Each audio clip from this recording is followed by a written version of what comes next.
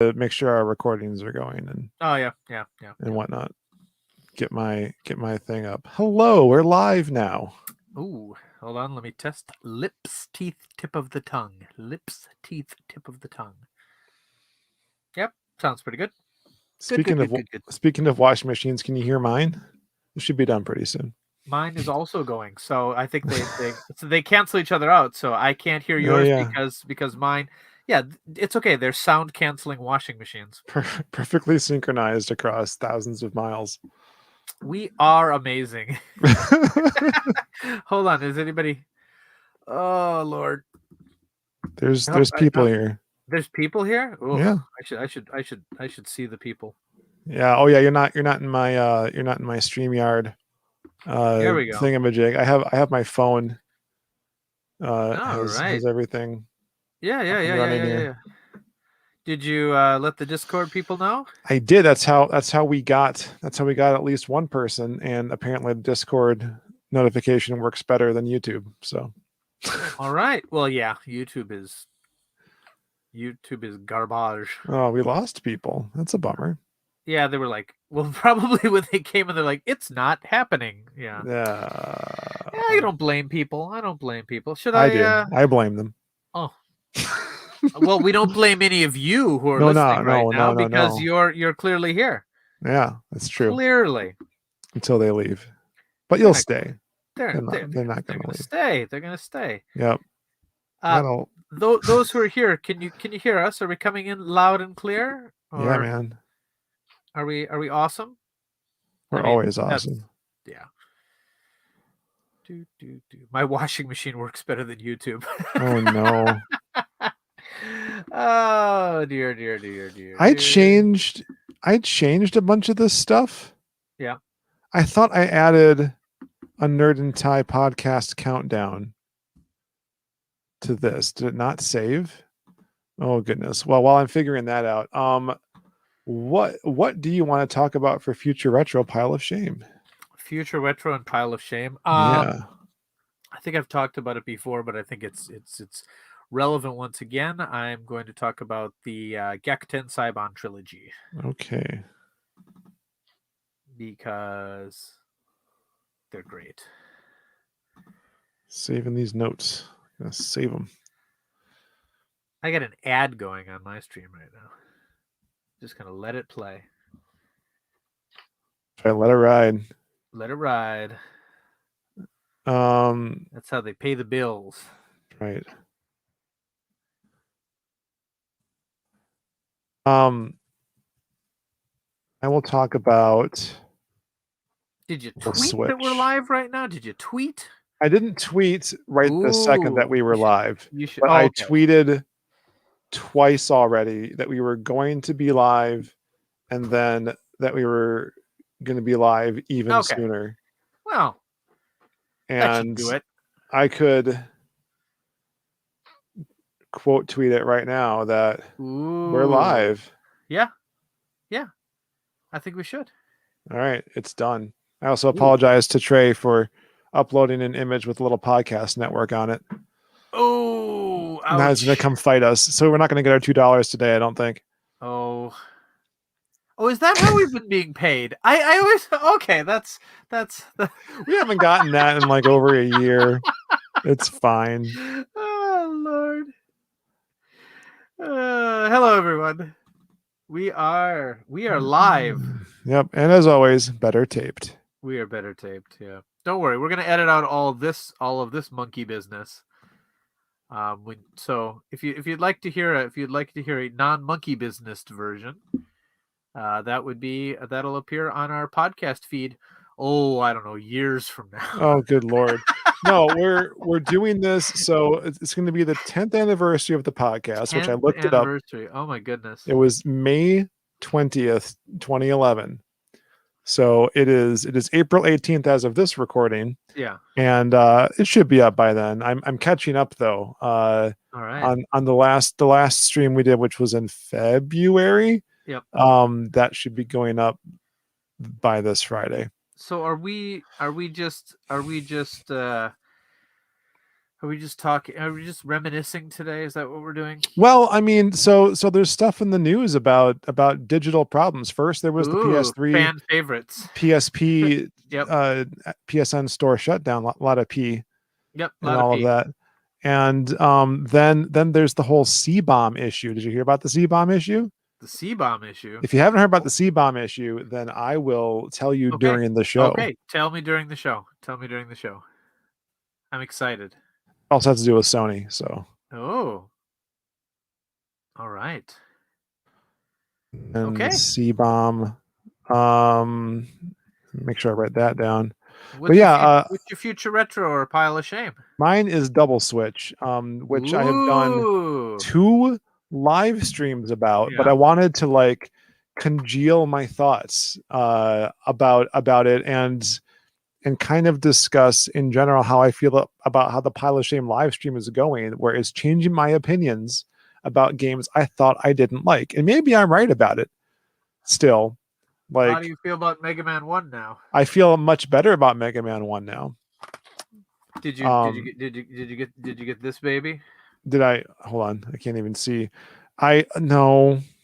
I'm glad you did though. So one of us will continue. That looks very nice actually, and I'm super jealous. I didn't get the box set one. I just got the game because I didn't know how I felt about Double Switch either. Okay. Well, yeah, bring that up when we talk about it then. Yeah. Okay. I thought I had a countdown. Did I get rid of the countdown? Did you get rid of the countdown? Hold on. I'm going to do a little video test, everyone. Just give me a second here. Let's do it.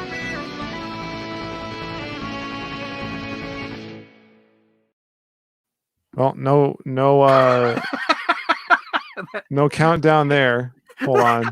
I think that represents Famicom Dojo's 10th anniversary better than anything. Kind of a dramatic sound. Oh, there we go. Sorry. No. Ooh. Live in 7 minutes. That wasn't it either. I thought that I added a count, so I made a countdown. Oh, did you? For the DojoCast. Huh. Well, this is the DojoCast, the Pile of Shame live stuff. Okay. And it's not there. No. I thought I thought I was prepared for this, and apparently I'm not. So I'm going to grab that countdown. Okay. So that we can officially do this the right way. Okay. Maybe I made the project for it and never got to output the render or something. Oh, that maybe that's the problem. Here we go. There we go. Nothing like doing this live because we're no kidding. We're better taped. Render. We're better rendered. No, I don't see it in my output directory. Okay, I'll just do this instead. I know for a fact that I have a countdown over here. We got $2. Whoa! Hey, I know, right? Off. My phone, because I wasn't on the Facebooks. All right, hold on. I will highlight that wonderful person as soon as. Yes, as soon as we're live. Right, as soon as we are live. Out of the pre-show. This is the pre-show. This is the pre-show. This is the part you get to see now that we're streaming live, and it's because of fans like you that we're doing this. Actually, you know what I'm going to do? That reminds me that I wanted to read off the Patreon people first. Oh yeah. Because the audio version I'll update with whatever month that is in May. Yeah. For that audio, but then we'll give people the credit now. Oh, there's a countdown extended, which maybe all right. I think I know what I'll do. I'm going to cheat a little, and then I'm going to cut over to that thing. Okay, I think I know how I want to bring it in, unless you have an idea.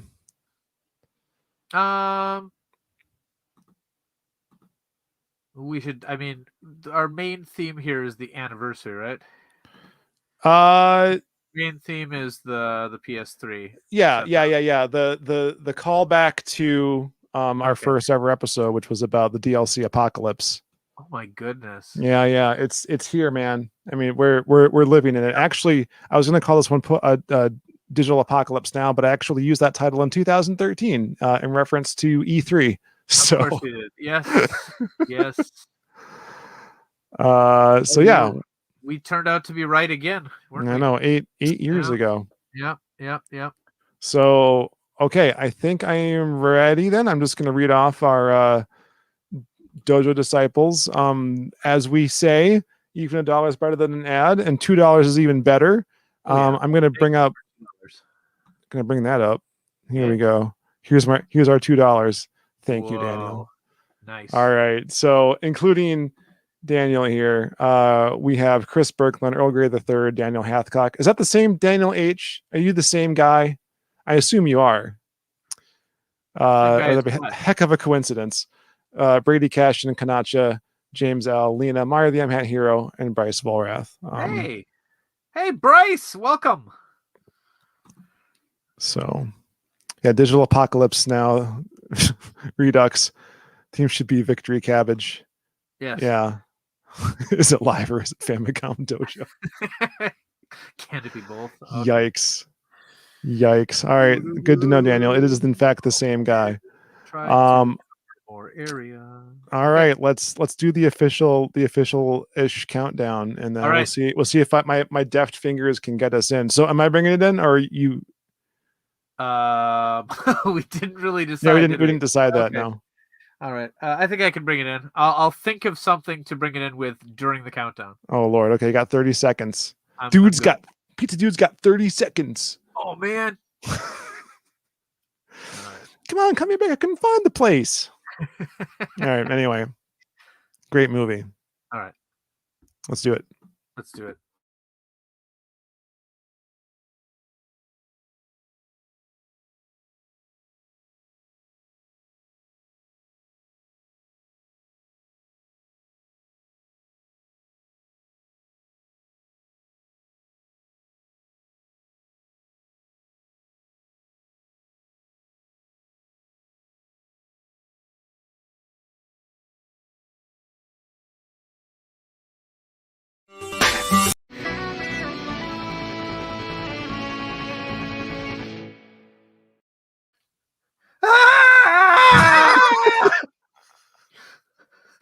The digital apocalypse is finally here. What? I told you. I've been telling you for 10 years. It's finally here. 10 years? Oh my! Has it been that long? Vinnk, what are you wearing? This is to keep the space lasers away from me. Oh no, not that again. Okay, listen. There are no space lasers. There's no digital apocalypse. I'm sure everything's fine. It's coming. We've been saying it for 10 years, and it's finally here. It's finally here. What do you mean? Welcome to Famicom Dojo, everyone. Panic in the skies. Well, panic in our eyes. I mean, definitely. This is in the immortal words of the Hitchhiker's Guide to the Galaxy. Oh yeah. Don't panic. But yeah. Better easier said than done. A lot of what we feared is coming to fruition. Yeah. And when did we talk about it? May 20th, 2011. For 25 minutes, we discussed the ruination of DLC, this digital only way to make more money off of disc sales, as it was known at the time. So we probably took a stand against all digital, didn't we? I believe we did that. And then 2 years later at E3, when Microsoft wanted to go all digital so bad that a guy quit when it didn't pan out for them. Yeah. Yeah. So we felt like that would be the end of it. But no, here we are in 2021 in the midst of an almost actual apocalypse. Oh, dear. Oh, yes. That's how it feels. Oh, yeah. The world. Yes. That's pretty bad, too. I need my hat again. Oh, God. All right. You're popping. You're popping and locking. Okay. Lord. This is a high budget production, everyone. No. But 10 years, man. This is our 10th anniversary show in a way. Yeah. And that really snuck up on us, didn't it? Yeah, I mean, you know, we have kids that are around the ages of 10. Yes. So it really shouldn't be a surprise to us, but here we are. I am still surprised. Still surprised. Me too. Yeah. So all right, what's going on with this? What happened most recently that's freaking you out so much? Well, I mean, hold on. Let's see.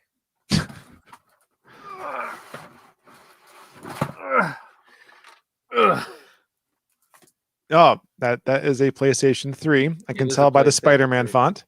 Yes, and it's gonna shortly become a lot less useful. I mean, it already looks pretty bricky.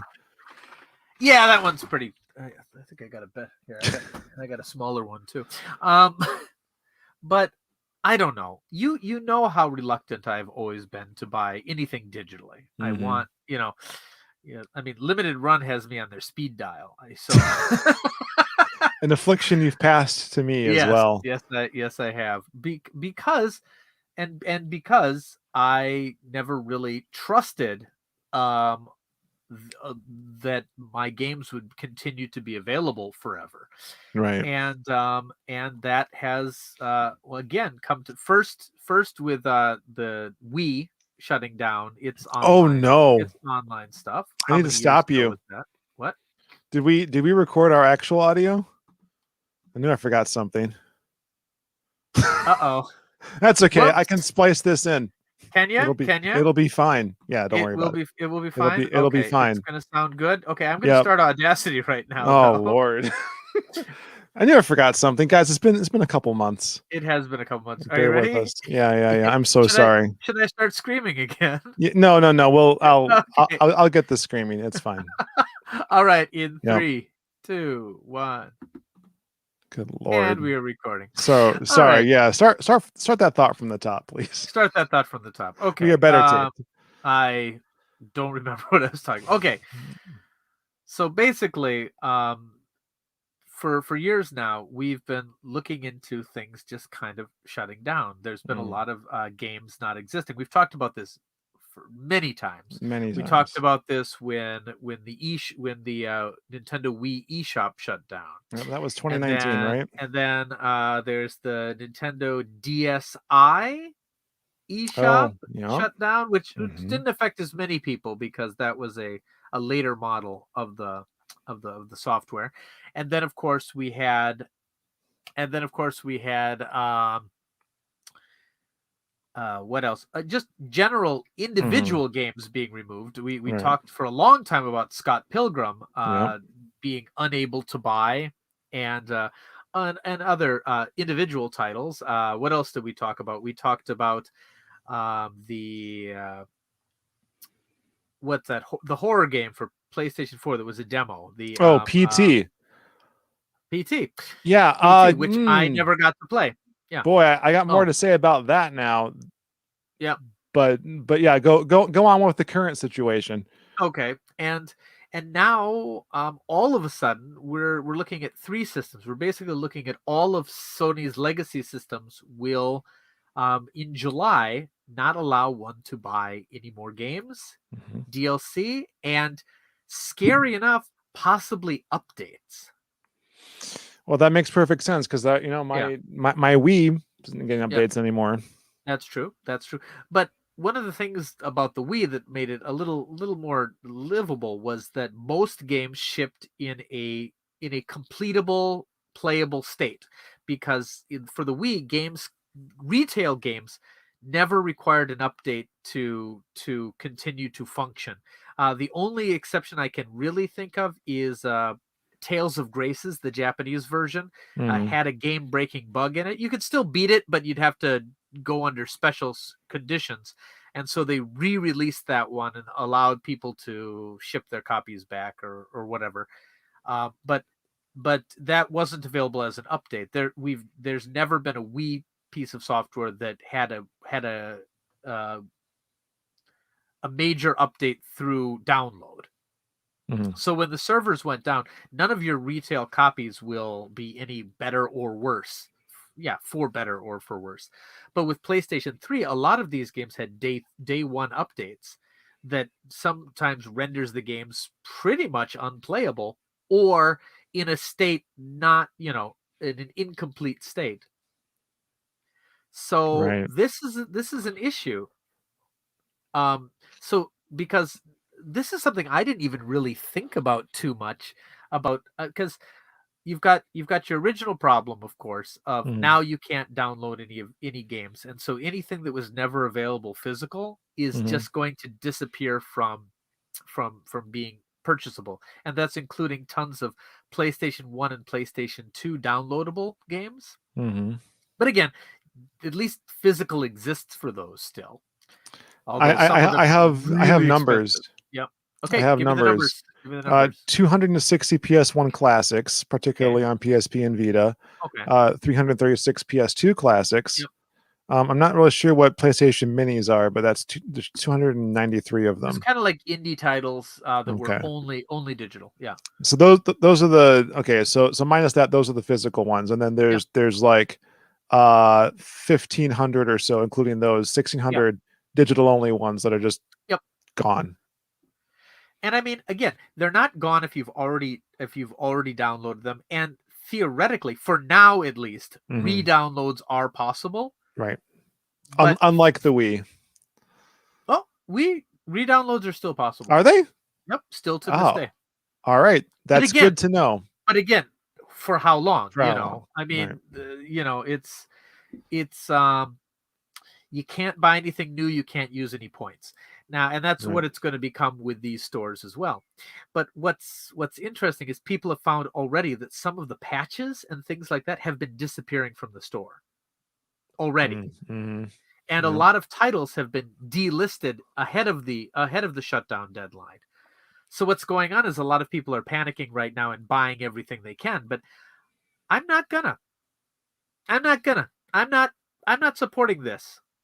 I'm not gonna, because the sales have been turned off already. There's no sales anymore. So like, it's not like all these games are going to come out for like 10 cents each, as a final gift to the fans. No, the sales have been turned off. So the prices are locked right now. You can't shop on the computer anymore. That's ended. You can only do it through the systems themselves.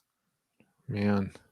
So I wanted, when I first heard about this, I was going to look and I'm like, well, you know what? Maybe there's a couple games I want to get. PSN has some good sales sometimes. Maybe I'll pick up a couple, for old time's sake. But nope. The only way I can get to it is by, and more so than that, if they shut down the network completely, there's system updates that won't be able to be bought. So if you buy a fresh system or your system breaks, now again, this is still within this territory, but is it like, right? A lot of people really did think that these stores, because of how inexpensive it is to run networks, a lot of people thought that Sony would just keep these networks up indefinitely, and because it doesn't cost much, but this idea. So I don't think, I've always said that it's when you buy a game digitally, you're only renting it, because there's just no guarantee. I mean, I learned my lesson with iOS. Oh my goodness! I learned my lesson with iOS. Bouncing Girl. Okay, but beyond Bouncing Girl, which is an important app that none of you can play ever. You will never be able to play. It's only in here now. Yeah. Maybe for you it's in there, but for me it's in here. For those listening at home, Vinnk pointed at his chest. Yes. Heart, not yeah. Sorry, potato. Okay. Yeah. Anyway, where was I? Okay, yeah.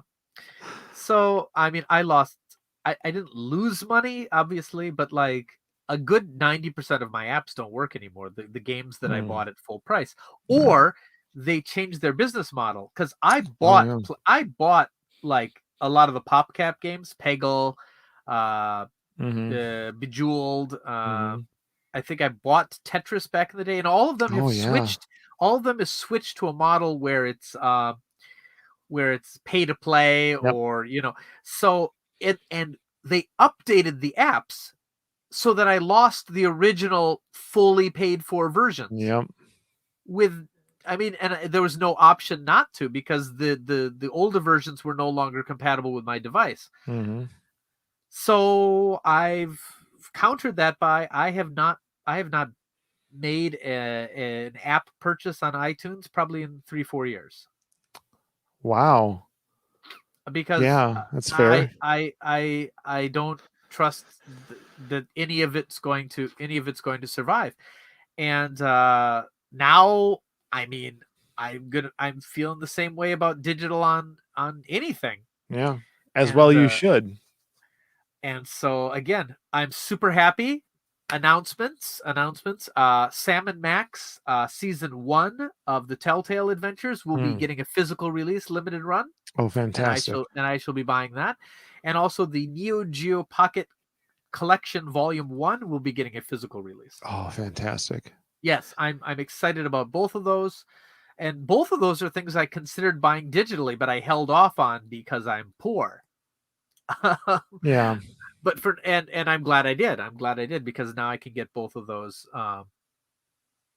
Yeah.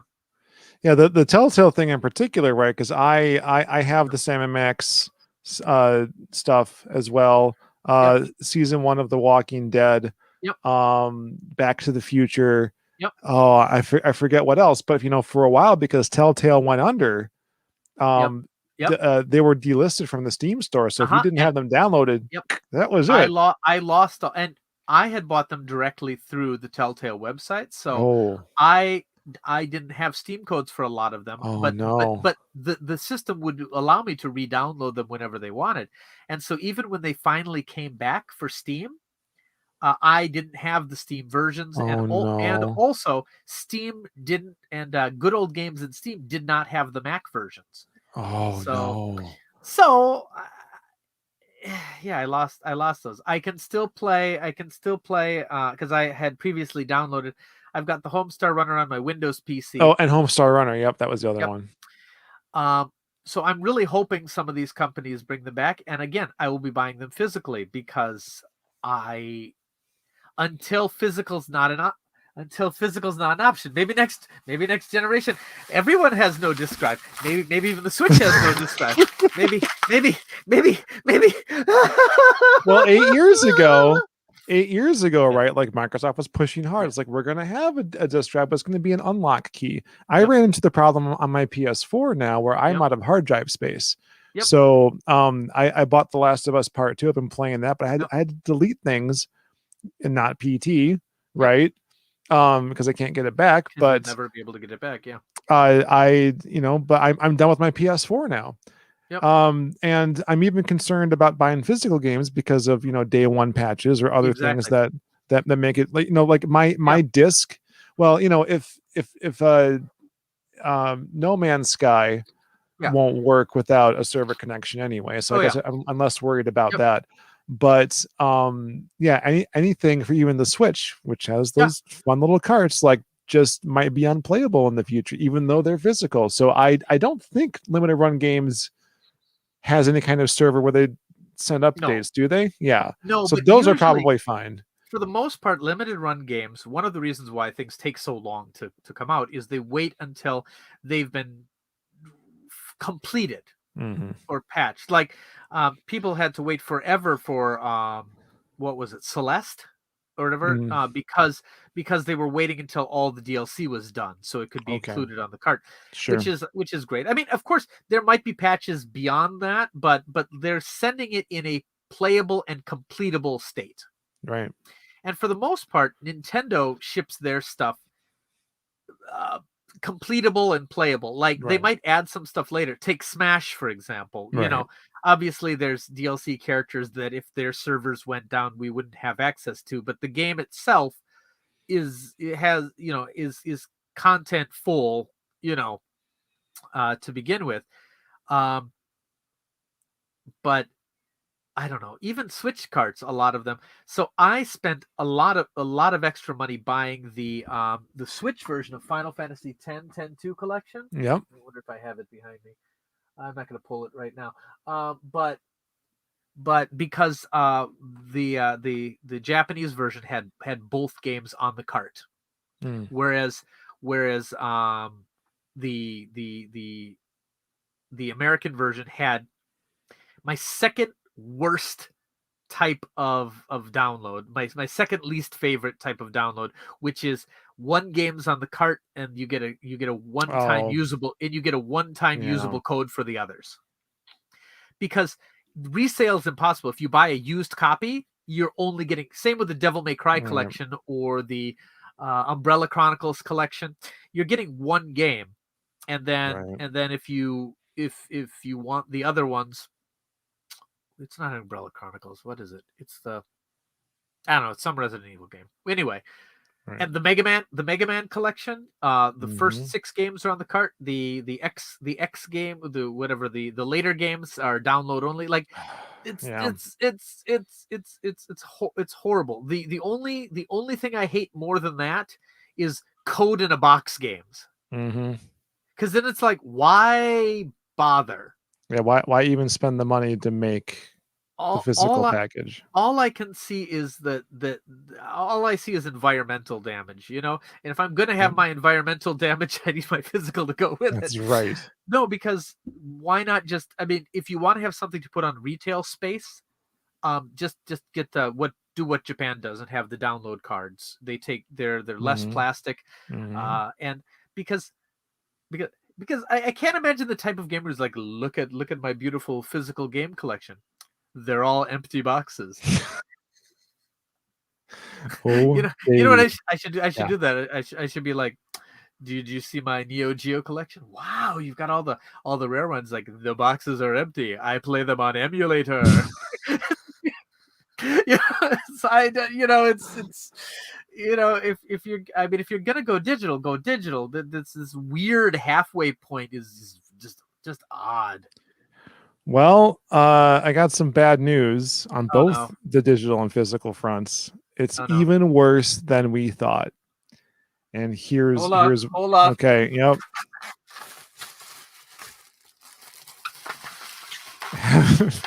All right, you ready? My emotional support bubble wrap. You're ready. Okay. I'm ready now. Have you heard of the CBOMB? No. It sounds nice. CBOMB. I mean, we have a friend from the Powit days. Her name is Karen, aka CBOMB. But that's not what we're talking about today. CBOMB, you're cool. The CBOMB, very not cool.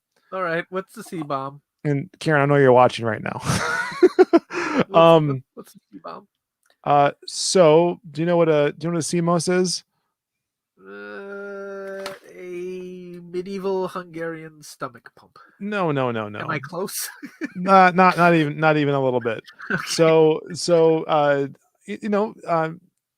newer, especially digitally based platforms have a battery, a special battery. The battery thing. Oh yeah, I heard about this. Okay, so the operating system just knows what time it is, right? Like my Dreamcast battery's been dead forever. Apparently my GameCube died also. So that's no good. Howsoever, after the whole PS3 announcement, some intrepid people went digging. And it turns out that when this battery dies on your PS3, PS4, and as they've discovered, PS5, that it will lock you out of your system and will not allow you to reconnect, even if you replace the battery, even if the server is still up, from what I understand. I heard differently. Okay, you heard differently. Okay. Yes. I heard that. Yeah, go ahead. If the server's still up, you're okay? Yes. Basically what happens is it sends a call to a specialized server which sets the clock, basically. It sets the clock, which determines if things like rentals and things like that can be played. But without it having that data from Sony itself, it considers all of your purchases to be pirated, basically. Like it needs to synchronize. It needs to synchronize that. Again, I might be misunderstanding. No, that sounds about right.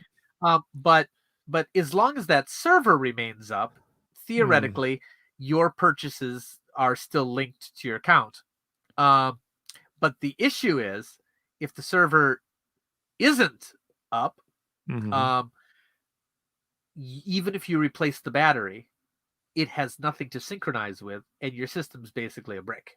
So I'm freaked out. Including yes, for physical games. Yes, that is the wild part to me. And it goes back to my thing about how you have to install the games from the disc anyway. And it doesn't matter, right? So I have all these physical copies of things on my PS4. I have Dragon Age Inquisition. I have The Last of Us and The Last of Us Part 2. Now I know why they're remaking The Last of Us again for PS5, because the copy I have ain't gonna work in 10 years. I mean, again, it might, but maybe, but it will work so at the indulgence of the company. You know what I mean? Like it's they're under no legal requirement to, and we've already seen how Sony feels about their preservation. We've already seen that. What was it? The who was the head of Sony? I don't remember, but like, he was being interviewed once, and someone was like talking to him about like Gran Turismo 2, and he's like, "Oh, who would want to play that? It's old." You know, I'm perhaps misquoting him right now, but it was. Is this Kaz Hirai or is this someone else? No. It was Jim Ryan, says Vincent. Jim Ryan. That's Jim Ryan. Right. And Jim. Thank you. And that says everything right there. And when they released that the PS1 Classic, where they used like the worst possible versions of the games, and it was mainly just loaded with garbage or whatever, with no. I mean, say what you will about Nintendo, and Nintendo makes a lot of problems, but they value their old IP too much. Never dropping the price on them. I mean, they're basically doing the same thing as the Disney Vault with a lot of stuff, but with Nintendo, you can imagine that their stuff in some way is always going to kind of be available. Right. I mean, the stuff that that's not that's disconnected with licensing issues. You know what I mean? But and they're heavily bank on their nostalgia. Heavily, you know. And they're going to keep finding new ways to make us buy Wrecking Crew forever. You know, boy, they sure are. They're always, and I'm going to keep buying them. But but that's the thing. But the save works. But with Sony, But with Sony, like they seem to be wanting to move on. They don't seem to be looking back much at all. You know what I mean? And I'm very worried about how that stuff's going to work out, and frankly, the only way for preservation is going to be piracy. Yeah, you know? I was convinced that like my PS4 and PT on my PS4 would exist as long as the bits on the hard drive were uncorrupted. Now it might be gone in 3 years, because I bought that thing in like 2014. I think 2015, 2014. I think is accurate. So these batteries last around 10 years, maybe less. And so it's like I have personally like a video I took of a good playthrough of that. And there's video all over the internet, but like, you know, you can't play that. It's a game. I mean, it's a playable teaser, but it's really a whole game. And I'm wondering if we should all replace our batteries now. Well, we know a server's still up, and kind of continually reset that 10 years. I guess, but I can't in the case of PT, because it won't authenticate, right? It's not on the shop anymore. So like, unless I can keep the whole thing alive with some, you know, fancy jiggery pokery. I mean, my thought again is that piracy will save us all. And I hate to say that, because I'm you know, but like, people can still play Phantasy Star Online on the Dreamcast right now, because people have found a way to trick the Dreamcast into thinking you're on their network. Yes. Right. That's very good. All right. You know, so like, it's possible that someone's going to reverse engineer a way that can authentic. But again, it'll definitely not be legally. I don't know. I don't know how that works out. I don't know how proprietary that is. I mean, obviously, when the WiiWare thing again with WiiWare and stuff, you still can, at least until now, re-download your purchases and system updates. System updates are still available for the Wii, but again, for how long? You know, so but people have found a way, obviously, to rip those games and find ways to put it on systems, so they're not completely gone, but they're gone in an illegal way. Right. And that's a problem. That is a big problem. And so what I'd like to say is no company is perfect. Right. I don't think we're just bashing Sony here as Nintendo fanboys. Well, this is a Sony specific problem right now. This is a Sony specific problem, but it's an industry problem as well. Oh, definitely. Because there's, to tell you the truth, crazy enough, it seems Microsoft is doing the most for its backwards compatibility. Yeah, compared to what they were trying to do in 2013. Yeah. Which is crazy, because go back on our old podcasts and we, Microsoft was the devil, when it came to old games and having online only. But now they're like, you got a disc for your old Xbox games? Pop them in, see if they work. And I'm like, what? Who are you? This is such an about face so from like weird. I had my original Xbox 360, right? And it was like a 20 gigabyte hard drive, something like that. Yep. And then I got the new version with like a vastly bigger, like 250, something like that. It's like way bigger, right? And like the one thing I couldn't do, because they designed it this way, was I couldn't transfer my original Xbox saves from that system to the new one. So like everything I did in Halo 2, just like Conker's Bad Fur Day or Conker Reloaded, just gone. And I was so enraged, I just don't play those games anymore. Yeah. So here's a question for technical people, I suppose. Yeah. Now, it should be possible to replace a battery without completely cutting off. Like if you run another wire and had a temporary battery being held, that keeps the charge going while you replace. But again, that's way beyond the level that a normal end user could do. And I would definitely screw it up. Yeah, it's the same trick you do with like NES on cartridge batteries. Yeah, exactly. Yeah. So I mean,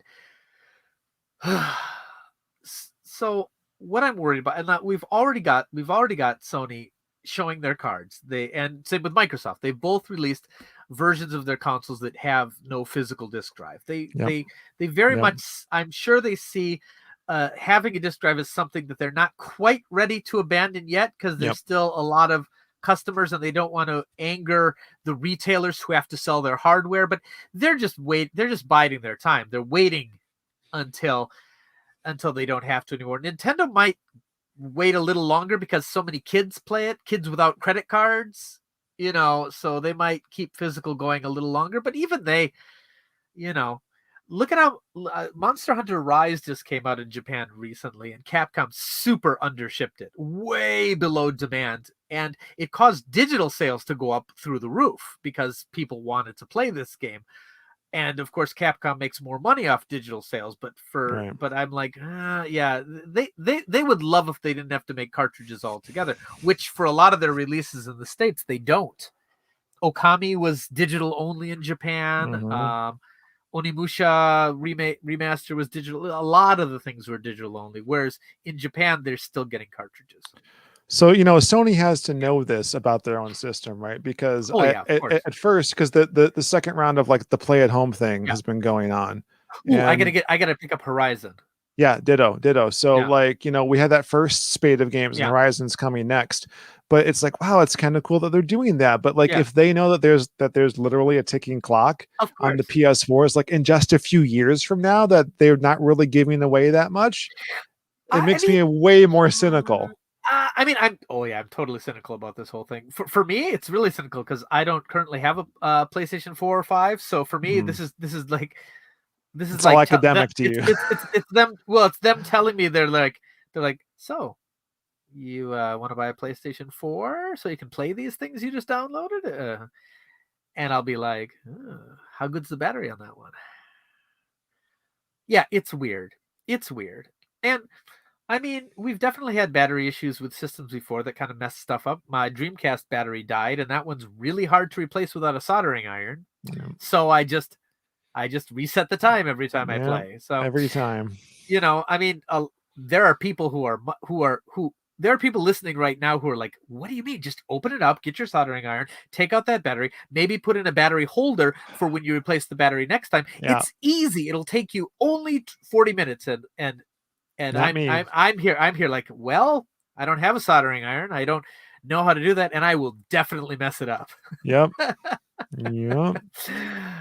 I know. People right now are face palming. They're like, this is the easiest mod in the whole world. But keep in mind that I think I'm more technical than a lot of end users, and I don't, I would be reluctant to do this. So, but that's the thing. The people who can do this, they're the people who are going to keep this stuff alive. You know what I mean? Right. Like they're the people I'm going to buy PlayStation 4 new battery ready to go from in the future. You know what I mean? On eBay, So I got one word, or rather one letter for you, Vinnk. Yeah. Yeah? R. No. Yeah. I don't want it. I mean, my thoughts on piracy are mixed, obviously. I mean, like, in this case, piracy is going to be one of the only ways to save these games. Recently, a site put up a whole bunch of prototypes from the Saturn, PlayStation, and crazy enough, the CDI. Oh man. Yeah, that's weird. Great.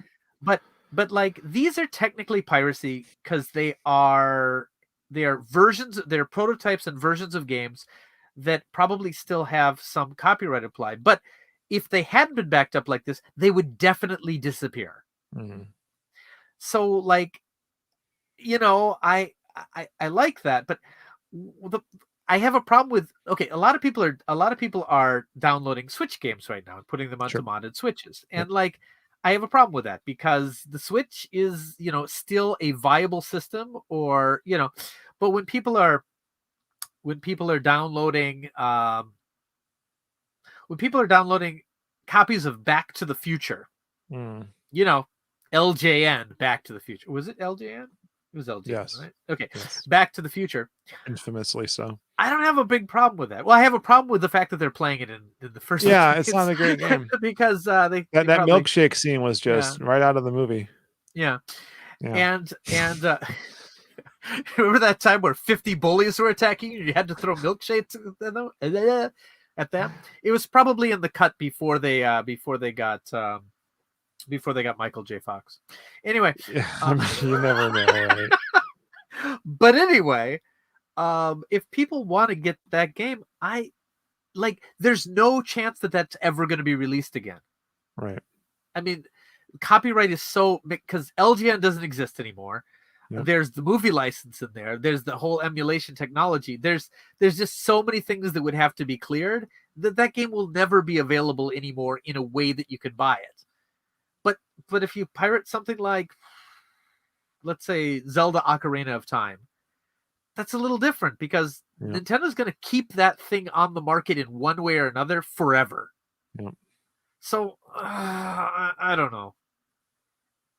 Well, I do have a problem when you get to the point where none of the original creators are receiving any benefit from it, though. That's oh boy, and that kind of thing is happening like with the Marvel TV shows on Disney Plus right now too. And boy, howdy, I mean that's for a different podcast, but we'll dive into that more. But the thing is, I actually went in with digital purchases on both the Vita and the PlayStation 3. I didn't really do anything for PSP because the memory was so expensive. I never really. I don't think I purchased anything off that system, but I bought a lot of stuff on the PlayStation 3. I mean, most of it was on sale and fairly highly discounted, but I bought a lot of PS1 classics so I could play them on the Vita. I bought a lot of PlayStation 3 games, just because some of them were, cheaper than buying on disc, significantly so for a lot of them. And I don't have enough hard drive space because I have an old PS3, so like I have 60 gigs, so I don't have enough space to download all the stuff that I've bought. So now I've got to kind of pick and choose what survives. To tell you the truth, I might just not download anything. I might just be done with my PlayStation 3. Wow. Yeah. I mean, yeah, I don't blame you. I mean, I skipped PS3 entirely, and now I'm almost regretting it. You don't lose so much. I mean, you had one of the HD twins as well, so like 90% of the libraries are the same, Sure. But even then, I'm just thinking, like, even the stuff that I have on disc, maybe I should hook the system up and pop all my discs in, get all my updates. But then it's like, while they're still there. But then it's like, how long until one of these PlayStation 3s clunks out? And when it does, it's a thing now. Yeah. Before it was all, and it's still somewhat hypothetical because they haven't shut down, for the most part, they haven't shut down the ability to re-download games yet. And they haven't shut down all the patches yet. Although, again, there's mixed messages that some of them have already shut down, some of the patch servers for certain games. And again, I have not personally verified any of this, but where's my bubble wrap? Oh dear. No, I you feel better? No, I don't. Oh, we should probably move on now to Future Retro Pile of Shame. All but right. I just doesn't matter. Games don't exist anymore. They're only in your memories. I just wanted to say that we called it, guys. Not that it matters for anything because we're just a couple of dudes talking on the internet. Well, but as long as we were right. It. Yeah, that's the most important thing. And you know what? We got a lot of feedback when we first started saying that we were being crazy. Yeah. Oh, and who's crazy now? and even then, people on the internet, and even in our chat, it's like, well, they could just patch it. It's like they could, but they designed it this way, so they're probably not going to.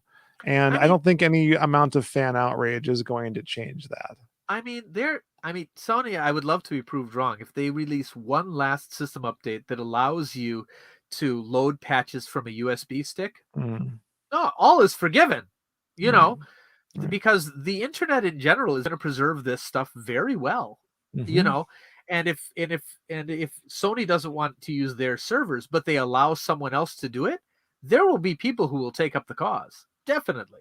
No question at all. All right. So I guess let's move on then to Future Retro Pile of Shame. All right. Do you want to go first this time? I'll go first. Hold on, I'm just gonna crack a root beer. All right. I've still got the head on. Hold on. I had a beer. Went to the Great Dane, got a Scotch ale. They do carry out. They do carry out. They do cans now. Yeah, well, I'm guessing it's in direct response, to the whole pandemic. They shut down completely for a while because they're a dine-in only, but they have their own brewery, so it's like they can't stay shut down forever. So, but didn't they have the outdoor dining area? They got they have all that good stuff. But like this is like a plain aluminum can with like a wraparound sticker. Like they didn't go very. Nothing wrong with that. No, nothing wrong with that. But I'm glad they did it. So. Lots of businesses. I love their Scotch ale. Pivoted. It's great. That's why. Yeah, I went specifically to get that, and they're like, "Oh, do you want a 6-pack?" And I'm like, "How much is a 6-pack?"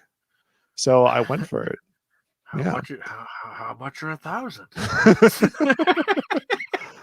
Yeah, man. So today, for Pile of Shame, I am going to talk about Double Switch. Yeah, I know that one. That one. Bring it up. Oh, that is a beautiful case. That is a limited good. run. That is actually some gorgeous artwork right there. It is. What is the interior? Is hold on. The interior looks more like the oh sure. The other release. Yeah. Oh, that's great. Yeah. So for those who don't know, Double Switch is a spiritual follow-up to Night Trap, starring Corey Haim, amongst others. Take my physical games from me. What was his character's name? I already forgot it. Alex is the reporter. Eddie. Thank you, Eddie. Yeah. So I this podcast in these last 10 years, we've gone through a lot of changes, right? Like we developed the Future Retro and Pile of Shame segments as a way to talk about more games during the show and have something off the main topic. And now both of these have become video series. I know. And the fact that I played Double Switch at all was first because you encouraged me to buy it, and I was very reluctant. Yes, you were.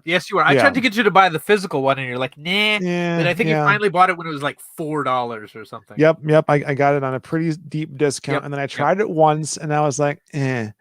But back in December, when I was like, I really got to do Pile of Shame Live as like a continual series now. I was going through basically my Switch, and it popped up, and I was like, I'm gonna give this game another go. And so doing this weekly live stream has encouraged me to pick up things that I've wanted to try or things that I haven't tried but have been shamed into. Thanks, Vinnk. Over the course of many years, and I'm just going to give it a go. And in almost every case, I have been proven wrong about my initial impressions of said game. I watched part of your stream on the first Rockman, but by the end of it, how do you feel about it? I feel better. I still feel like I needed the Retron or something like that to cheat because I just don't have the time to go through the learning cycles to know what I'm doing. Oh yeah, definitely. Especially, I mean, when I was a kid, I was able to do every stage pretty well, and I probably still could. But recently, I've got I've still got my original cart, and recently I'm like, oh, I want to play this game again, and I beat Gutsman, no real problem, and I got through it, and then I went for the Gutsman stage, which you're supposed to do early on because then you can throw things and whatever, but just dead. There's even a power up that you can get that you need to get to the Wily stage. So if you don't get Gutsman's power up there, and you can't go back to these stages like you can in later Mega Man games, like you're hosed. You got to start over. So that's like the throwing the cheese to the dog kind of scenario right there. That would just upset me so greatly.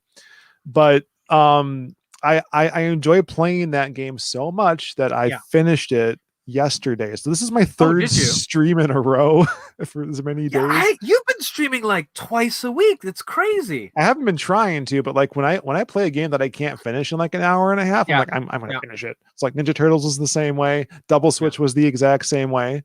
See how I brought it back around there? It's pretty good. Yeah, I like that. I'm pretty proud of myself. I like that. So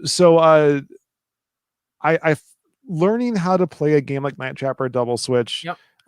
If you're trying to play for the story, you're going to be disappointed. What do you mean?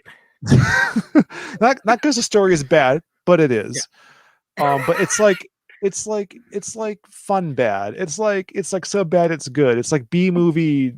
It's so campy. It's wonderful. So incredibly campy. And they put so much time and effort and love into those set designs. Like to the point that Double Switch really demarks for you in bright colors and contrasts, like where the traps are compared to Night Trap, for instance. I mean, one of the reasons the Double Switch it has kind of quality of life improvements is because it wasn't made for a platform that never was released. Right. That definitely helps. It was, what was it? Not the Select View, the Nemo, what was another name for it? Whatever. It was originally, a VHS system, which I watched an incredible video on, actually, how it was going to work. It was basically that the resolution would be in between the layers of interlacing, and like you'd have a decoder that I will send That's you. wild. I will send yeah, you a link let's see to it that. because it was talking about VCR games, Okay. how they were gonna work, and it was talking about things like, do you remember what it was, Captain Power? Yes. It's stuff like that, and the Action Max and things like that. I remember I bought the video driver, Sega video driver, Wow. which was the thing that hooked up to the VCR. You know, okay, that's Yeah, send that to me. topic, Send that to me. We can topic. stick it in the show But notes, which are much enhanced now. We'll get to that at the end of the show, though. enhanced show notes. Enhanced. But enhanced show In- notes. Enhanced. Let's stop doing that before someone's gonna make a gif of that. It's too late. It's done. It's already on Twitter. We're canceled. Yeah. All right. Well, it was fun. Gonna hang out in the corner with Lindsay Ellis. Anyway. Just anyway. So anyway. We might be getting off topic. Yes, double switch. Because it was made with the idea of consoles in mind, and consoles had come better. That was a dual release for the Sega CD and Saturn. Did you know that? Sure. I did because it looks up the history a little bit. And I think also Mansion of Hidden Souls was, and that's kind of more of a Mansion of Hidden Souls was not a Night Trap-ish game. It was more of a Myst type game. But there was a very short window of time where Sega was releasing for both platforms at once. Oh, okay. Before they just that makes completely. Sense. But where's my Sega Saturn port of Sewer Shark? Oh boy, I can't. I'm still waiting for Scottie Pippen Slam City. I know, right? Listen, guys, I don't advocate piracy here. Yeah. But if you have to play Scottie Pippen Slam City, I don't know how. I don't know if they're going to get that license. I don't know if they're going to be able to restore it. If you got to go through nefarious means to play that, I'm not going to judge. Not going to call the cops on you. Yeah, all right, that's fair. Thanks for not being. I'm not gonna be a narc right here. Yeah, I appreciate that. Stitches get stitches and all that. Yeah, indeed. So double switch. Double switches get. Double switch is more switches. I mean, interestingly enough, they didn't have a higher budget for double switch.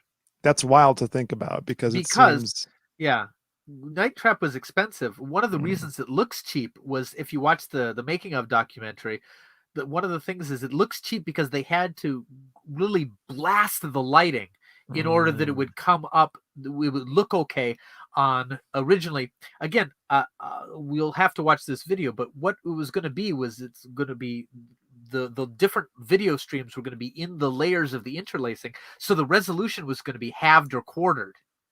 Okay. So it was, and the frame rate was also going to be halved. So like how it looks on Sega CD is also kind of how it would look on that VHS system. Sure. Maybe slightly better color. So they had to basically just blast lights. So it looks so cheap because it couldn't be filmed in a cinematic way with shadows and darkness. Everything had to be really, really bright, and to avoid a lot of the restrictions for violence, they had to make the vampires, the augurs, so dumb looking as to not be imitatable. Right. So, but Double Switch didn't have any of those limitations because by that point there was a video game rating system. And thanks to Night Trap in part. Exactly, thanks to Night Trap in part. So, and they get your B shelf talent, of course, and but yeah, it was Night Trap cost a ton of money to make, not just because of how they set it up, but also because of they were inventing the technology. Right. But by the time Double Switch came out, they knew what they were doing. So but Double Switch looks really good. It really is a nice, and it's so campy. Oh God, it is. So for those who don't know the story, you are in a building. It's about a building. The whole thing is like weirdly Egyptian themed. Yeah. Corey Haim's Eddie is in the. Sorry, go ahead. Yep. No, I was just gonna say the whole Egyptian thing is so weird and out of place. Super weird. Yeah. Corey Haim's Eddie is locked in the basement for reasons undisclosed initially. And he keeps referring to the place as like his building, and you're supposed to like trap the handyman whenever you can during Act 1. What's wrong with staying in the basement? The basement's the only place they can't get you. It's super safe. Yeah. You're there for your own good. Yep. But there's this stuff going on. So like there are these grad students who have like tracked down some like ancient Egyptian artifact. They get delivered to the hotel, and there are these mooks in suits. Basically, I'm still not sure what exactly their motivation was. I'm not clear on them. Oh, it's the not Victor. What's the guy? What's the big brute looking dude who got out of prison? I can't remember his name. But like he's like literally digging for gold in the walls of the building with a giant pickaxe. He looks like the gravedigger from Zelda. I can't. Anyway, so there's that, and then there's a second group of bad guys who are like some random East Asian Yakuza gang, but they're mostly white people, which is weird. Is it Lyle the handyman? No. Brutus is the guy who just got out of prison. Yeah, you said the Brute, and his name is. Oh, his name is Brutus. There you go. Pretty on. Look at this. Because I have a manual. Mm-hmm.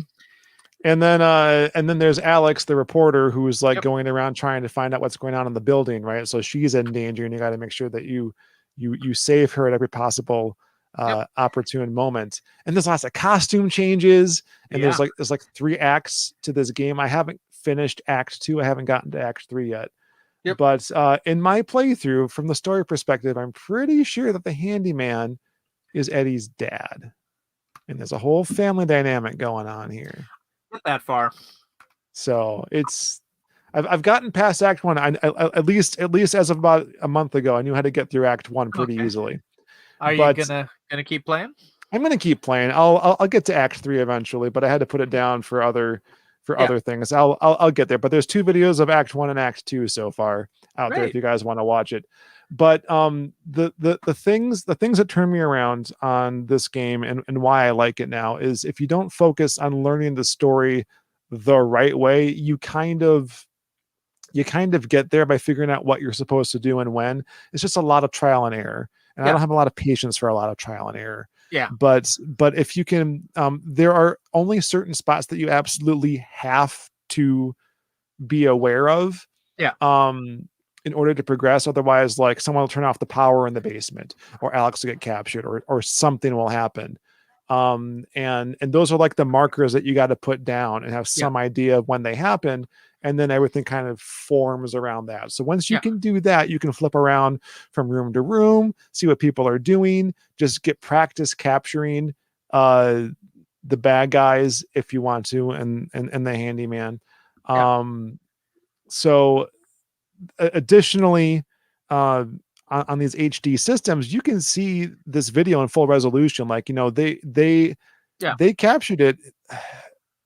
It must have been filmed, right? If it's at this high of a resolution. I can't imagine that any if it was video recording, I don't see any reason why they wouldn't have recorded it at 480p. So yeah, I would assume it was filmed originally. So yeah, it looks super good, but then, because we have modern systems, the whole thing is predicated around using like a closed circuit TV system. Yes. Both games are. And Eddie's giving you control so you can help him break out of the basement initially. And like in the original systems, you wouldn't really have any indication of what's happening besides some like bars or some noises that would be like, hey, something's going on in room number 5 or whatever. Now on the newer systems, they upgraded the UI so that you can see the actual video of what's going on in those places, which makes it infinitely more playable and more enjoyable because you have some idea of what's happening, and you can time what you're going to do to flip back and forth and set up your traps. Yeah. And you can know if someone's moving around, something interesting's happening in another place. Yep.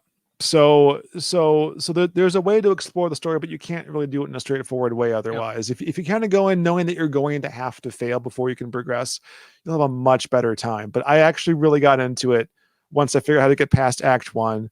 Act 2 is a little more slow, but apparently, looking things up and cheating more or less, I learned that you have to have a better capture ratio than miss ratio to get past Act 2, even if you do everything right. So it's still, you got to pay attention and know what you're doing, but at the same time, there's objectives along the way, like unlocking other traps, which I don't know if you need them, but it makes the game easier, I guess, in Act 3. But yeah, I really enjoyed it. I want to play more of it.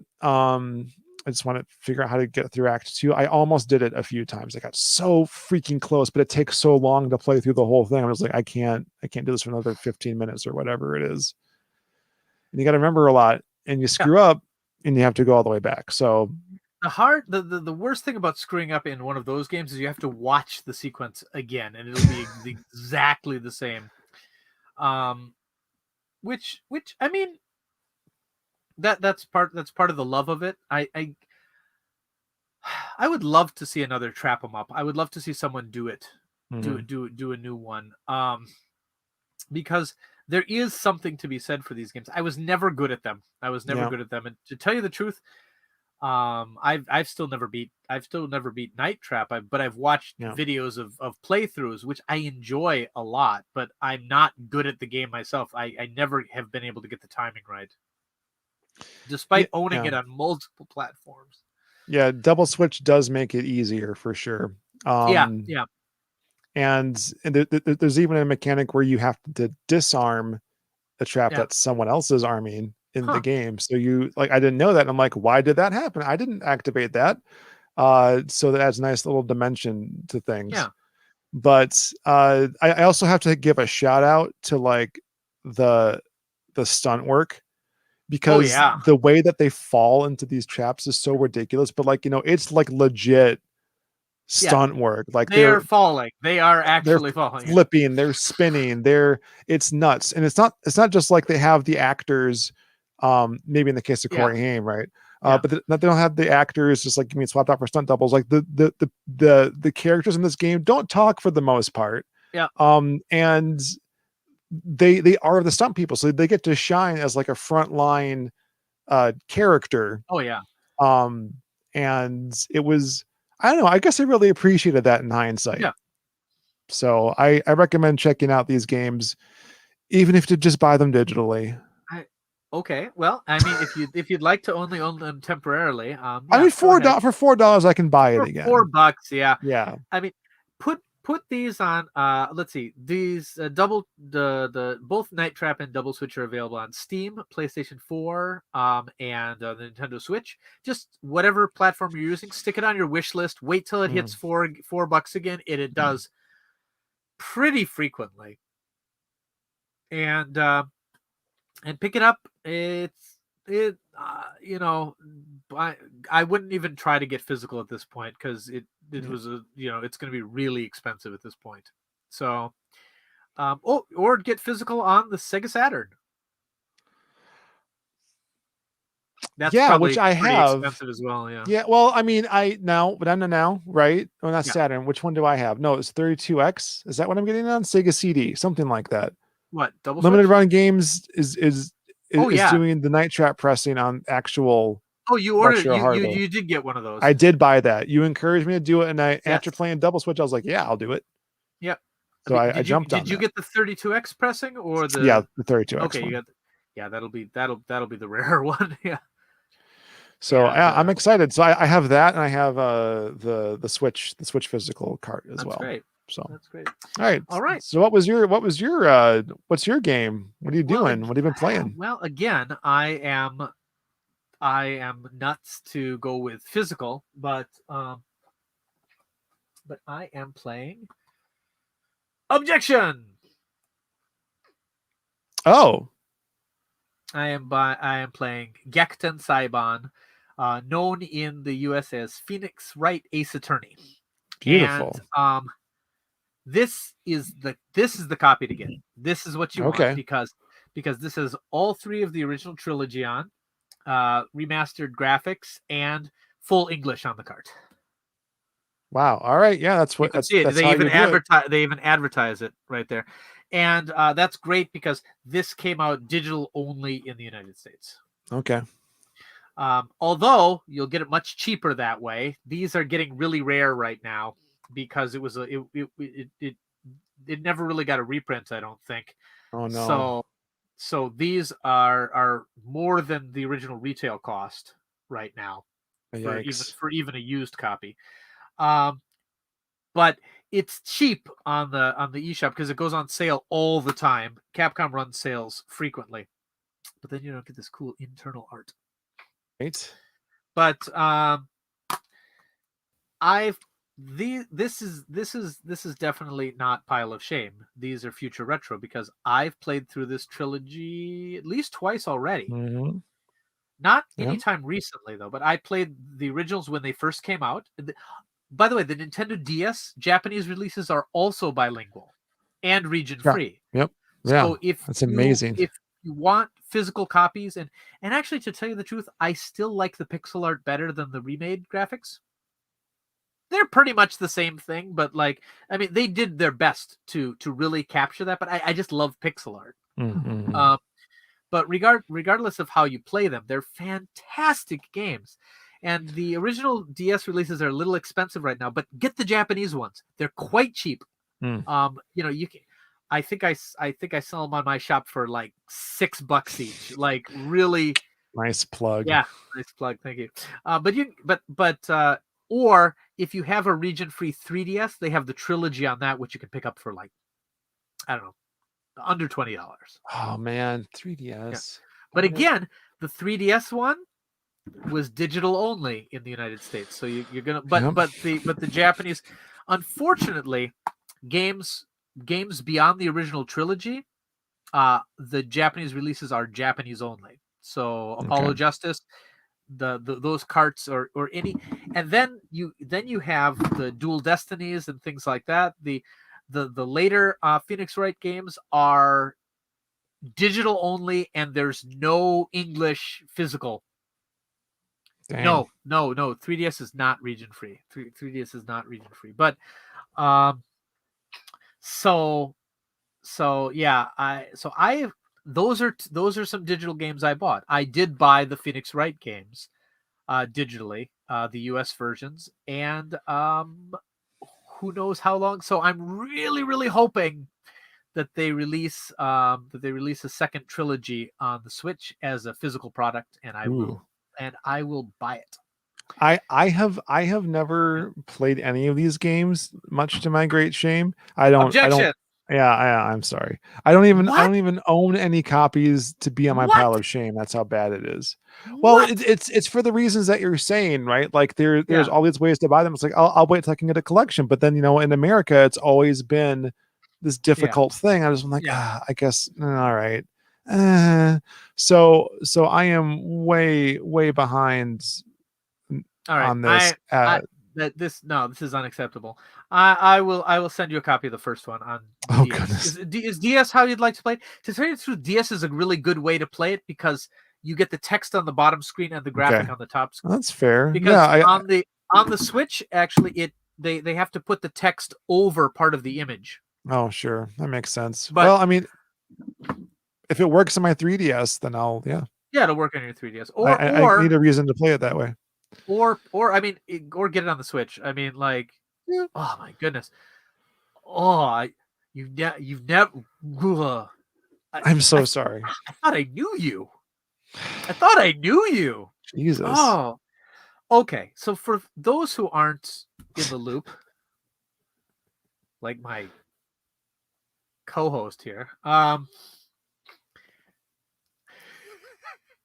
the Phoenix Wright series sounds like a really boring concept at first. It is a legal simulation where you are a defense attorney defending clients, and half of the game is a standard kind of point and click adventure, looking for clues, building up, and the other half is played out almost as a visual novel, with courtroom battles, as it were, where you have chances to present evidence. If you present the wrong evidence, you lose hit points. Basically, you Oh lose man. justice points, and if you present the correct, it'll lead to the next segment. And you have to really think about it, and you check over the clues. There's descriptions there.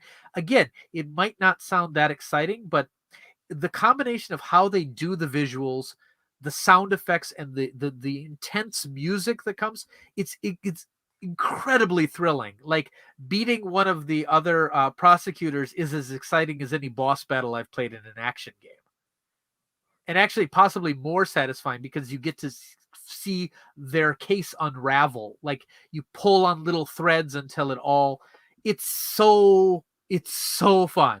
It is so fun. All right. I Oh gotta my do the goodness. thing. Help me do the thing, Vinnk. Each game is the first playthrough, you're probably going to put 20 hours into each game. I mean, if you've already played it. All right. So I can do it. I just need to finish Last of Us Part 2 first. Yeah. Which I'm sure I'll talk about on this show. So these games were as mentioned, these games were originally on the Game Boy Advance, the first three, but only in Japan, and they came to the US, and it was a big deal when they first came out. And the first game is kind of expensive these days, because I think they released it not knowing that it was going to be anything of a hit, Sure. And it was never, it's never like a smash hit, but like it's got a cult following, definitely, and it's been released to everything since then. 3DS, iOS, Android, the Wii, now PlayStation 3. No, not PlayStation 3, but PlayStation 4 has it. As I said, the Switch. It's been released to a number of things. I think Steam, not sure. But it's been released to almost everything, and it's always fun. And right now I'm playing through them with my daughter. She is controlling it, and I'm helping her with the difficult words. We're using it as a way for her to practice her reading. Nice. She loves like Detective Conan and things like that. She loves like the mystery things like that, and so she's really into it. She has a notebook she holds, like when we were playing Myst, and she writes down important things from the conversation that might be a clue later. And she's we're figuring out the cases together. So fun. It's just so fun. And since I've played through the games, I don't remember every detail. Like, I'm not always sure which piece of evidence to present, because I think I last played through the trilogy about 8 years ago. Okay. So I've forgotten enough that I can't but I generally know who done it in each case. So if she needs help, I can steer her towards, what piece of evidence to look at, or if I know that, something like that. So I've definitely been able to help her out a lot, and it's just been a really good experience. We're almost through the first game now. We're on the last case of the first game, and I know she's going to jump right into the second, because it's just been a ton of fun. So awesome. For anyone who hasn't played these before, this is your chance to redeem yourself as a worthwhile human being. I don't. Yeah, man. You people out there, you know who you are. But I gotta say, I'm not as big of a fan as a lot of people who are into these. I mean, I love them, but I have not played the spin-off games.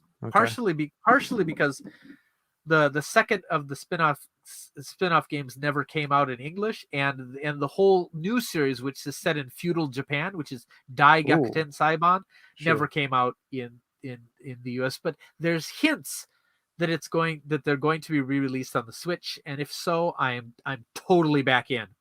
Totally back in. Games are great. Yeah, man. All right. All right.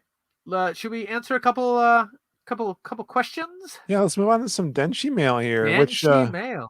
Which question? We got people in our live chat here. We got some people who submitted questions via our Discord. So let's grab someone from the chat first. Yeah, let's go. Let's go ahead. Okay. If I go back up, there was someone who asked a question. Oh, there's been a. Oh, wow, there's a lot. Great. Yeah, I'll grab Trent first.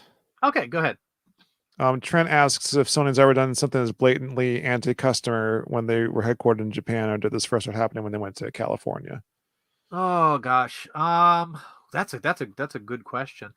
I mean, they made some weird decisions, early on, like the whole. I mean, anything with like, I mean, they nicknamed him Crazy Ken. What is Kutanagi? Oh, what was that game? What was that guy? Whatever. Anyway, but it wasn't necessarily anti-customer. It was kind of smarmy, and like it was Sony was like, I still remember that comment, like, you'll be compelled to work 2 jobs to afford it, and stuff like that. So I guess that was anti their normal customer base to charge so very much. But no, I can't think of anything that was really quite like this. I have an answer to this. You got one? Go for it. Blu-ray. Huh. But anti-consumer? How so? Oh, absolutely. I think especially with given what's happened recently, but I had this thought in the last couple of months even. Yeah. But it's coming to even more stark relief now. Which is that like a laser bouncing off the relief anyway, Whatever. No. HD DVD to me seemed like the obvious successor to the DVD format because it read fast and was high capacity and had everything that you wanted. Now, Microsoft was the one backing it. And so that might backwards compatible. And backwards compatible. So that might be enough reason to be like, but Blu-ray was slow. Yep. And so Sony's response to this slowness wasn't to make something that wasn't slow. It was to be like, well, we'll install things on this hard drive. And so this is why this came up, was because for Christmas I got a disc of 3 of the Marvel Lego games. Like it came on, they all came on one disc, but you have to install them separately. And when I ran out of space on my hard drive, I'm just like, this is just like, Sony knowing about the problems of their own format, which honestly probably saved them at the time. Oh yeah, because as a company, they were not doing well. And that's when they were so headquartered in Japan, and they were at the time at least gunning to be, or were, Japan's most valuable company, and then Nintendo surpassed them. But but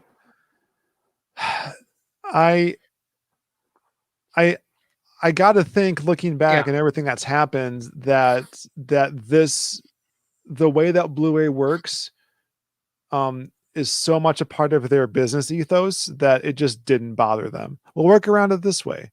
And yeah, I suppose. Yeah, they really had the power to crush the competition at that point. Mm-hmm. So good answer.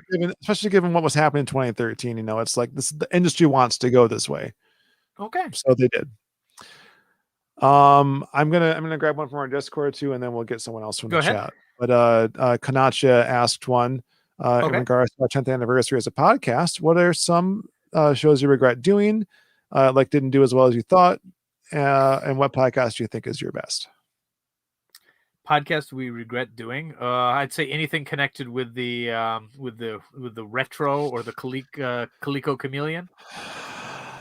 Yeah. That'd be top of my list too. Yeah, I mean,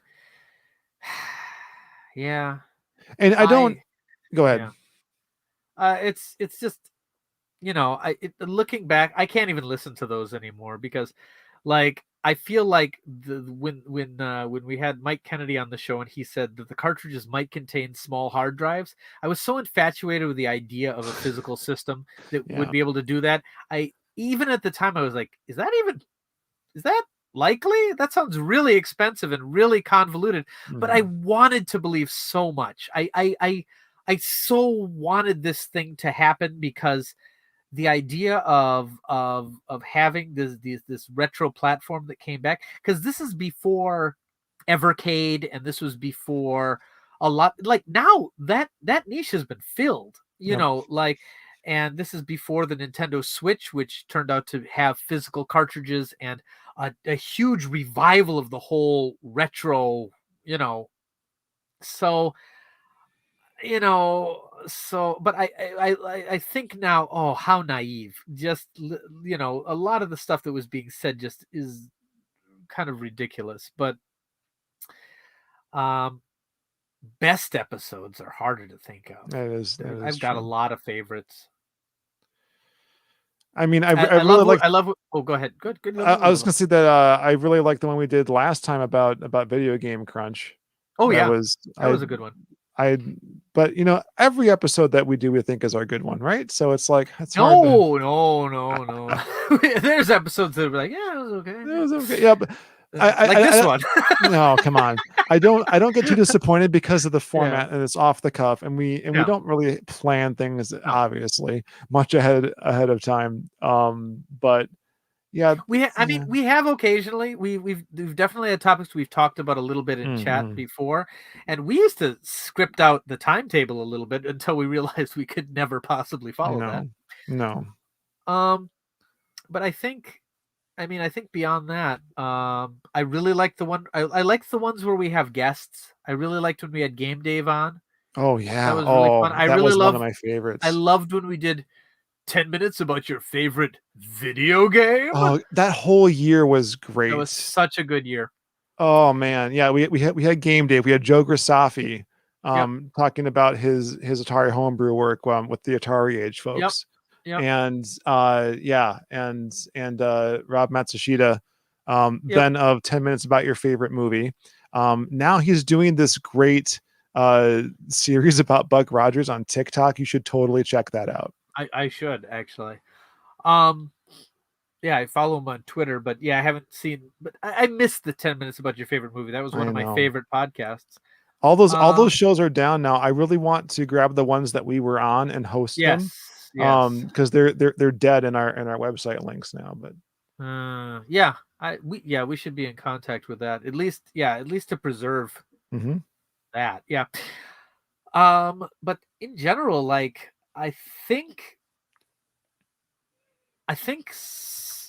some of the worst podcasts that we had were when we were trying to keep it on a weekly schedule for a little while, where sometimes we record multiple ones in a day, and they were shorter. They were like 30 minutes. They were a lot shorter because we often didn't have enough to say, and we found ourselves repeating ourselves a lot. I mean, we still do now, but at least now there's been a gap between them. Yeah, but now there's themes, and there's like the repetition is more like notes in a concerto or whatever. It's like a leitmotif. Right. We are maestros. So I think the best is yet to come, though. I really think that a lot of the podcasting we're doing is based. We've got a little more time to think about things now. We've got a little more perspective, and we're saying we're old now. Hey, we started playing games again. That's true. Some of the worst podcasts we had were during times where we were so busy with newborns and things like that that we were only relying on nostalgia. But now we're starting to play games again. And rediscover games that we haven't played for a long time, and I think that puts us in a better place to talk about them. That was a great question. Yeah, that was a great question. I'm gonna find another one. I'm gonna put up this comment quick from Gary from Rock Solid Productions. And thank you, Gary. He did a great video recently about hooking up his wireless NES controller to his twin Famicom. And speaking of soldering, this is the guy that I want to do my stuff for me. So that reminds me of something I wanted to do a while ago in reference to that RAFnet controller adapter. Apparently they have one now that actually does work with the Zapper, but I still want to make my own. Maybe let's talk. Figure out how I can do that. For anyone who's not subscribed to Rock Solid right now, you are missing a ton. I'm on Rock Solid's Patreon right now, and I get these videos long before they, well, not long before they come out, just a little bit before they come out. But it's just a constant way. I have no idea how this guy's able to produce so much stuff, but there's a few videos out every week, and it's quality stuff. So anyone who's not subscribed to Rock Solid, just search, just type that in your interwebs, and hit the subscribe button. Got to support another YouTuber from Wisconsin. Oh yeah. All right. Oops, the Knotches thing's still up. How embarrassing for me. Oh my goodness. Lord. All right, who else do we got? Well, Daniel H says, Vinnk, you just stole my heart. It's not really a question, but thank you. Yeah. All right. And he talks about how he and his wife were playing the DS games before they came out in the United States. That's how I played them as well. There it is. And yeah, it was so fun. It was so fun to be able to be like, oh, you don't know how this trilogy ends? I do. It was their first Valentine's Day gift. Wow, that is love. That is love. All right. Let's see. What's another question? Okay, most of these are comments. Okay, here's a why don't you do the one from Daniel H? Which one? Oh, the follow-up one to Shins? No, actually, he just asked very quick. I'll just answer this really quickly. He just asked if I have any experience playing Nanashi no Game for the DS, the cursed game from Square. No, the language barrier was just too much for me. Sorry. I don't have much more to say on that. I don't have much more to say on that. I can't find it. All right. It's right before the $2. Oh, man, we've picked up $4 this podcast. That's great. Ooh, I'm going to be able to buy a hat that's not made out of bubble wrap.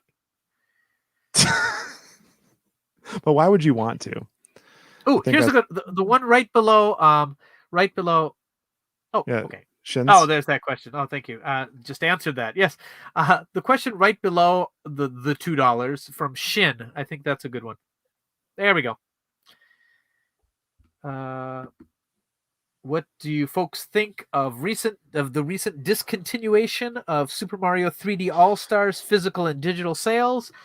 I don't like anything disappearing from the ability to buy, to buy, and having it disappear from digital is doubly gross, in my opinion.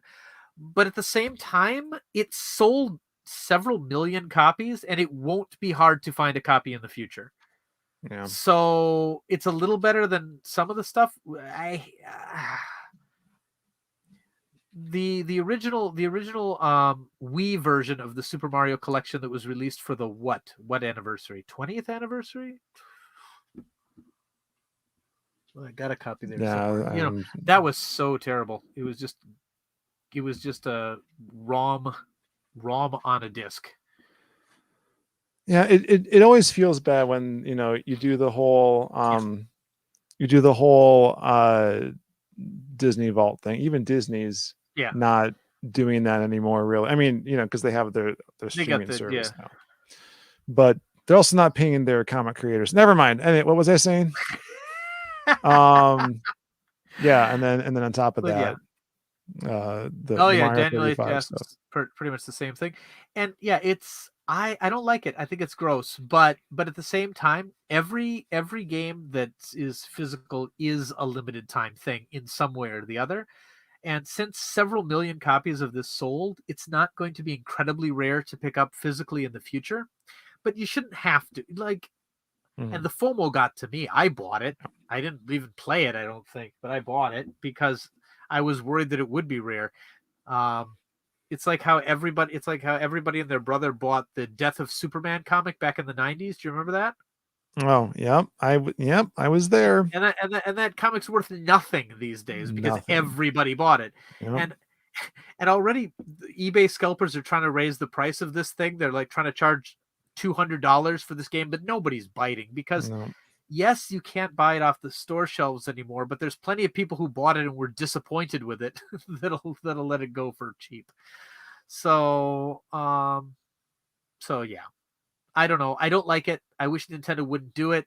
But of the things to complain about, like it so got overpowered in my mind by these server shutdowns of thousands of games that, because I know Nintendo's going to re-release these games. In fact, I have an inkling that the next system being a little more powerful, they're probably going to be on the Nintendo Switch Online. I bet you they'll be part of that service. Sure. Yeah, I don't see that going away with the next console. I would hope not. Nintendo, I know you're listening. Nintendo, don't take it away, Nintendo. We've talked about this. Oh man. All right. Any more? I got one from Gary. Okay. You ever considered having a rock solid guest? I feel that all of our guests have been rock solid. Oh, I see. Man. It's with an X. Huh. I don't know, Sean. I don't know. We usually have guests that know a lot about video games, and or they're like from Wisconsin, like where we're from, or wait a minute. Yeah. Hey man, are you vaccinated? Me? It seems like a come on. I didn't mean it that way. Yes, I've had all of my shots. All right, I'm just I'm just saying we could be in the same physical place on a video at some point. Oh, I see what you're saying. Yeah, I see what you're saying. I'm just saying. Maybe we should like not sit on the stuff we promised we'd do like a year ago. Maybe we should do that first. Yeah, we should probably do that. And no, this sounds easy. We could just get him in here. Okay. Little third window. Yeah. Yes. Get him in here. Right. Digitally. Virtually. That sounds like a good idea. Yes. We should do that. We should do that. That. And we just talked. Yeah. Follow-up question: have you considered a Famicom Dojo guest on Rock Solid Productions? Yeah, see, that's a give and take situation. Yeah, man. I just like to be on other people's podcasts. Right? Oh, I missed that. I miss doing that. Oh, so fun. Yeah. Borican Kirby. The long hair. I mean, I had short hair in season 1, so I don't know why you feel that way. Maybe it's the shirt. I don't know. I put this on purposefully because this is the kind of thing I was wearing 10 years ago. This is a shirt by Josh Merman of you wore that to TGS. I've got a lot of photos of you with that shirt. My shirt is new. Oh, yeah. Oh, that's beautiful. I love it. Yeah. Yep. Yeah. I'd tell you about them, but you must be thinking of some other band. I know what you're saying there. No, just oops. I almost clicked on the wrong thing. Don't click on the wrong. Yeah, I just wanted to follow up by Borican here that see what a good idea that video was. Do you see? It took me like a year, was it 2 years, to make it after that GameCube thing hit, but it was a good decision. It's going to be our most watched Famicom Dojo video before long. Really? Mm-hmm. Well, good for us. Both over 100,000 views. That in the first episode. But I think that the video that has taken us the longest from concept to execution is the Strong Bad video. Yeah. Dang, that's rough. That's probably 7 years. That's rough, man. I don't because I originally proposed it when the line in the script made sense, like this, the new WiiWare game. Lord, yeah, and then we had to change it a little bit. Not much. Just a little bit. Yeah. But we single-handedly brought Telltale back from the dead by making that video. Right? We did. Yep. Although there's some reports that's not such the good thing. With on it might have been. But anyway, all right. I think we should probably call it a wrap then. For the day, but thank you all for joining us. Thank you for the 10th anniversary accolades. Yep. We have so many different this year's our 13th year of Famicom Dojo overall. Yep. 10th podcast and year for the podcast, and then like 8th year for the dedicated Famicom Dojo channel. Yep. And every year we say that this is going to be our year, but I think this is going to be our year, Vinnk. I think this is going to be our year. Look at this. Yeah. We pulled in single digit donations. Yeah, man. We pulled in $4 this episode. Yeah. if all we got to do is broadcast 24/7 every day, and I'm gonna buy a hat. Who needs a multi-channel network? Who needs a website with lots of traffic and eyeballs to help us get our videos out there and whatnot? Who needs that stuff? Whoa! What just happened? That stuff. I don't know. Oh my God! Way to invalidate what I was just saying. $10 donation. That's double digits. Just. Oh my goodness. That's beautiful. Well, I mean, now I have to send them that footage. Yeah. Now we. Yeah. I have a price, and apparently that's it. Yes, $10. $10. I was gonna do it for $4. Okay. Yeah, don't tell him that. Well, Daniel says his first episode was Pins and Carts. That was a good episode. That was a while ago too. That did not involve me. There was a guy who did a comic inspired by that video. It's a little inappropriate action now that I think about it. I did not know about that. Yeah. I good times, man.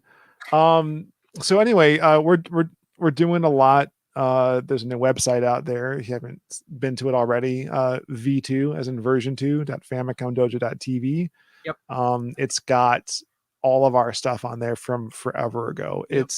I'm slowly working in all the references over the years, these long 10 years of other videos, if they're still up, that we had in our show notes, in a way that you can find them easily searchable and indexable in the videos section, but they're going to be right on the show notes page as well. In fact, we've started to add things ahead of time in anticipation of talking about them in future shows.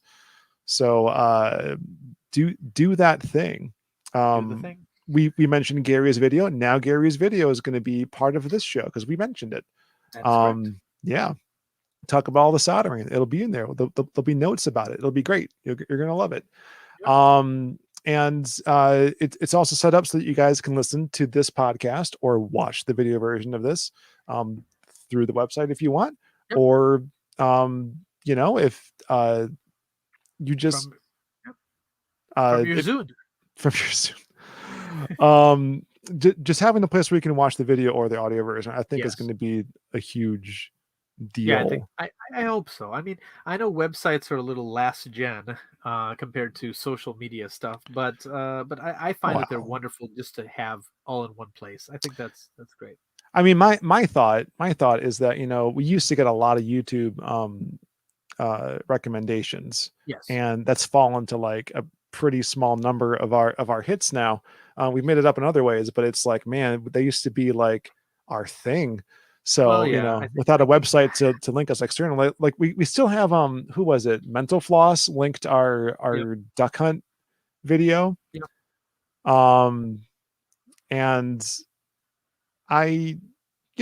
that stuff's good. I wish that more of that would happen. I know, but so we have our own website now for the external links. With the YouTube algorithm these days, it's like, okay, so previously you watched a video on male pattern baldness. Have you considered watching Famicom Dojo? You seem to be in the age bracket. Lord. Well, I mean, aging comes for us all, I guess. Daniel H, thank you so much. Yes, thank you, Daniel. So yeah, man. We all gotta watch out for each other, right? It's important. I'm gonna tease again because it's actually coming soon. It's actually coming soon. There is another project we're working on right now, which will involve lots of hours of additional content. Mm-hmm. We've had it under wraps for a little while, and I think, this is the year. This is the year. Maybe even this is the semester.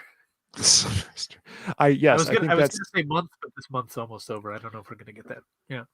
I mean, full disclosure, the reason I got the website up was so that there would be a home for this new thing. Now it's up. Yes. And it'll have a home. So that'll be where it goes. So like this new podcast goes up, we're gonna connect the show notes to the new website. It'll be great. You'll love it. I just push out an update to make it a little more bearable and usable on personal devices, especially iPhones and whatnot. So just gonna keep plugging away at it. So thank you all for supporting us these last 10 years. Thank you so much. For those who've been with us from the beginning, thank you so much. For those just discovering it now, thank you for giving us a chance when there's so many quality podcasts out there that you could be listening to. We're so happy that you've chosen to listen to ours. And ones that suck that people listen to anyway, but I don't get it. But fine, it's fine. Way to kill the vibe, Sean. Okay. Yeah. All right. Yeah. So I guess thank you again, and until next time, the dojo is currently entering the 4th grade. Oh. Right? That would be about the age, right? 4th grade. Yeah, man. Yep. Yeah. Yeah, I'm gonna have a 4th grader pretty soon. That's how old he'll be. Oh my goodness. My daughter's entering the 6th grade this year. No. I know. That means next year's junior high. Stop. Can't believe it. I know. I can't possibly be. I don't understand how that's possible that I could have a kid who's about to enter junior high school when I'm still in my early 20s. It's so weird, right? I know, right? Right. Man. All right.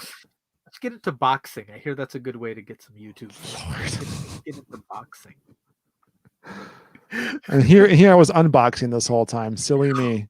I know we've been doing it wrong. Just backwards. It's boxing. Just watch the videos backwards. Yeah. And you'll be fine. Whoa, Rock Solid's got an 18-year-old entering college this fall. Man, I don't want it. Which is again so strange because he's in his early 20s. I just don't understand. All right. We're all done here, but thank you all. Yep. We'll see you next Friday with the next Pile of Shame live. All right. What are we playing? Super Pitfall against my better judgment. What? Why? Nostalgia. We'll figure it out together. You used to play as we always do. Okay. Yeah. That's not nostalgia at this point. That's trauma. Well, I guess we'll figure it out. All right. We are out. Later, kids. Saying hello to our new friend. Hold on. We've got Pick 101 joining us for the first time ever. So just giving a shout out there. 5 years ago. Oh, beautiful. Thanks for sticking with us. Yep. All right. Okay. And it's over.